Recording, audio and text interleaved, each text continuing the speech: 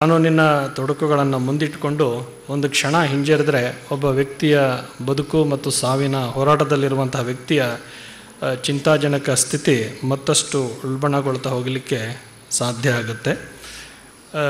ನಿಮ್ಮ ಕೆಲವು ವರ್ಷಗಳ ಹಿಂದೆ ಕೆಲವ್ರಿಗಾದರೂ ನೆನಪಿರಬಹುದು, ಮೈಸೂರಿನಲ್ಲಿ ಅರಮನೆಯ ಮುಂಭಾಗದಲ್ಲಿ ಒಂದು ಅಪಘಾತ ಸಂಭವಿಸಿದಾಗ ಮೈಸೂರಿನ ಡೈರಿಯ ಹಾಲಿನ ಉತ್ಪನ್ನಗಳನ್ನು ತೆಗೆದುಕೊಂಡಾಗ್ತಾ ಇದ್ದಂತಹ ಒಂದು ವ್ಯಾನು ಅಪಘಾತಕ್ಕೆ ಒಳಗಾಯಿತು. ಅದರಲ್ಲೊಂದು 3-4 ಜನ ಇದ್ದು ಅಪಘಾತದಿಂದ ತೀವ್ರ ನೋವನ್ನು ಯಾತನೆಯನ್ನು ಅನುಭವಿಸ್ತಾ ಇದ್ದರು. ಆದರೆ ಅದನ್ನು ಹತ್ತಿರಕ್ಕೆ ಬಂದಂತಹವರು ಮೊದಲು ಮಾಡೋದ್ದೇನು ಅಂತಂದರೆ, ಹಾಲಿನ ಉತ್ಪನ್ನಗಳೇನಿತ್ತು ಅದು ಎಷ್ಟೆಷ್ಟು ಅವ್ರಿಗೆ ದಕ್ಕಬಹುದು ಅಂತ ಅನ್ನೋದನ್ನು ತೆಗೆದುಕೊಂಡು ಹೋಗೋದ್ರಲ್ಲಿ ಮಗ್ನರಾಗಿದ್ದರೆ ಹೊರತು ಅಪಘಾತದಲ್ಲಿ ಇನ್ನೊಂದು ನೋವಿಗೀಡಾದವರ ಸ್ಥಿತಿ ಹೇಗೆ ಚಿಂತಾಜನಕವಾಗಿತ್ತು ಅಂತ ಅನ್ನೋದನ್ನು ಯಾರೂ ಗಮನಿಸ್ತಿಲ್ಲ. ಇದು ವಾಸ್ತವವಾಗಿ ನಡೆದಂತಹ ಸಂಗತಿ. ಅಂತಹದ್ದೇ ಭಾವನೆಗಳು ನಮ್ಮಲ್ಲಿ ಇರೋದಾದರೆ ನಮ್ಮಲ್ಲಿ ಯಾವ ಮಾನವೀಯ ಪ್ರಜ್ಞೆ, ಮಾನವೀಯ ಹೃದಯ, ಅಂತರಾತ್ಮ ಅಂತ ಅನ್ನೋದು ಯಾವುದೂ ಕೆಲಸ ಮಾಡೋದಿಲ್ಲ ಅಂತ ಅನ್ನೋದನ್ನು ಅದು ನಮಗೆ ಕನ್ನಡಿಯಾಗಿ ನಮ್ಮನ್ನು ತೋರಿಸುವಂತಹದ್ದು. ಇತ್ತೀಚೆಗೆ ಸುನಾಮಿ ಸಂಭವಿಸಿದಾಗ ಎಲ್ಲ ಸಮುದ್ರದ ದಂಡೆಯಲ್ಲಿ ಪರಿಹಾರಕ್ಕೆ ಅನೇಕ ಸಂಘ ಸಂಸ್ಥೆಗಳು, ಸ್ವಯಂ ಸೇವಾ ಸಂಸ್ಥೆಗಳು ಅಲ್ಲಿ ಕಾರ್ಯೋನ್ಮುಖವಾದರು.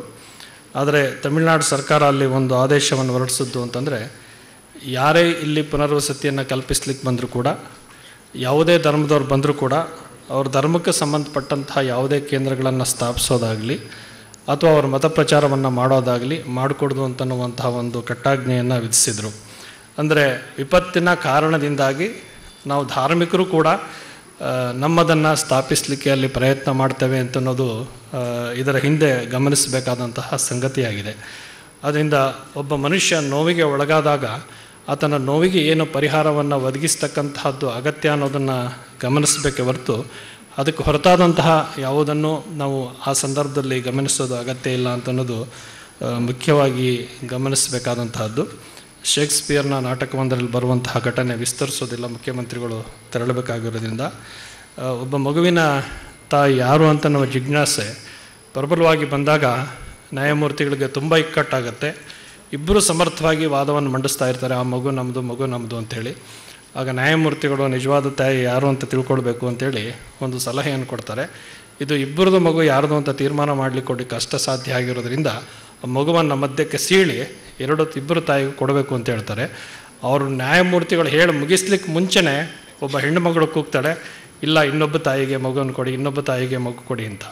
ನಿಜವಾದ ತಾಯಿ ಯಾರಾಗಿರ್ತಾಳೆ ಅಂತಂದರೆ, ಯಾರು ಕೂಗಿರ್ತಾಳೆ ಈ ಮಗು ನಂದಲ್ಲ ಅವಳಿಗೆ ಕೊಡಿ ಅಂತ ಹೇಳಿರ್ತಾಳಲ್ಲ, ಆ ತಾಯಿ ಆ ಮಗುವಿನ ನಿಜವಾದ ತಾಯಿ ಆಗಿರ್ತಾಳೆ. ನ್ಯಾಯಮೂರ್ತಿಗಳಿಗೆ ಸುಲಭವಾದದ್ದೇನು ಅಂತಂದರೆ, ಮಾತೃವಾತ್ಸಲ್ಯದ ಹೃದಯ ತನ್ನ ಮಗು ಬದುಕಬೇಕು ಅಂತ ಸ್ಪಂದಿಸೋದ್ರಿಂದ ಆ ತಾಯಿಯೇ ಮಗುವಿನ ನಿಜವಾದ ತಾಯಿಯಾಗಿದ್ದಾಳೆ ಅಂತೇಳಿ ತೀರ್ಪನ್ನು ಕೊಡ್ತಾರೆ.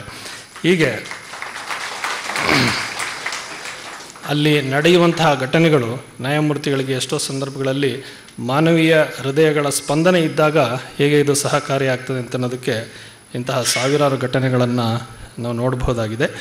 ಇಲ್ಲಿ ವೈದ್ಯರು ಭಾಗವಹಿಸ್ತಾ ಇದ್ದಾರೆ, ವಕೀಲರು, ಪೊಲೀಸ್ ಅಧಿಕಾರಿಗಳು, ಕಾರ್ಮಿಕ ಕಲ್ಯಾಣ ಅಧಿಕಾರಿಗಳು, ಹೀಗೆ ನ್ಯಾಯಮೂರ್ತಿಗಳು ಎಲ್ಲರೂ ಸೇರಿ ಈ ಬಗ್ಗೆ ಹೇಗೆ ಸೂಕ್ತ ರೀತಿಯಲ್ಲಿ ನಾವು ಅಂತಹ ಸಂದರ್ಭಗಳಲ್ಲಿ ಸ್ಪಂದಿಸಲಿಕ್ಕೆ, ಕಾರ್ಯತತ್ಪರರಾಗಲಿಕ್ಕೆ ಅವಕಾಶಗಳು ಹೆಚ್ಚು ಇದೆ ಅಂತ ಅನ್ನೋದನ್ನು ಇಲ್ಲಿ ಚರ್ಚೆ ನಡೆಸ್ತಾ ಇದ್ದಾರೆ.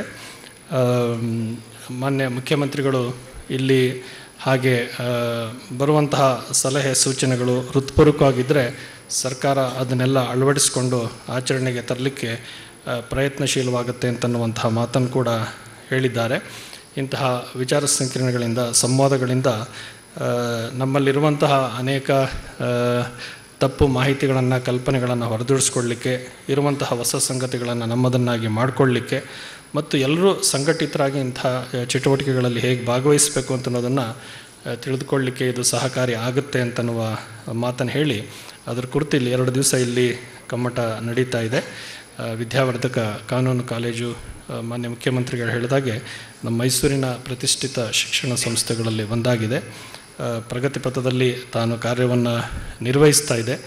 ಇಂತಹ ಒಂದು ಕಮ್ಮಟಕ್ಕೆ ಮಾನ್ಯ ಮುಖ್ಯಮಂತ್ರಿಗಳು ಉದ್ಘಾಟಿಸಲು ಬಂದಿರತಕ್ಕಂತಹದ್ದು ಅವರಿಗೆ ಶೈಕ್ಷಣಿಕ ಸಂಸ್ಥೆಗಳ ಮೇಲೆ ಹಾಗೂ ಹೀಗೆ ನೋವಿಗೆ ಒಳಗಾದವರಿಗೆ ಪರಿಹಾರ ಒದಗಿಸಬೇಕು ಅನ್ನೋದ್ರ ಬಗ್ಗೆ ಅವ್ರಿಗಿರುವಂತಹ ಕಾಳಜಿ ಮಮತೆಯನ್ನು ವ್ಯಕ್ತಪಡಿಸುತ್ತೆ. ಆ ಕಾರಣದಿಂದ ಅವರು ಈ ಕಾರ್ಯಕ್ರಮಕ್ಕೆ ಬಂದಿದ್ದಾರೆ ಹಾಗೆ ಅಂತೇಳಿ ಇತರ ಎಲ್ಲ ಗಣ್ಯಮಾನ್ಯರು ಕೂಡ ಇಲ್ಲಿ ವಿಶೇಷವಾಗಿ ಆಗಮಿಸಿದ್ದಾರೆ. ಈ ಕಮ್ಮಟ ಯಶಸ್ವಿಯಾಗಿ ನಡೀಲಿ, ಭಗವಂತನ ಕೃಪೆ ನಿಮಗೆಲ್ಲ ಇರಲಿ ಅಂತ ಹಾರೈಸಿ 4 ಮಾತನ್ನು ಮುಗಿಸ್ತೇವೆ.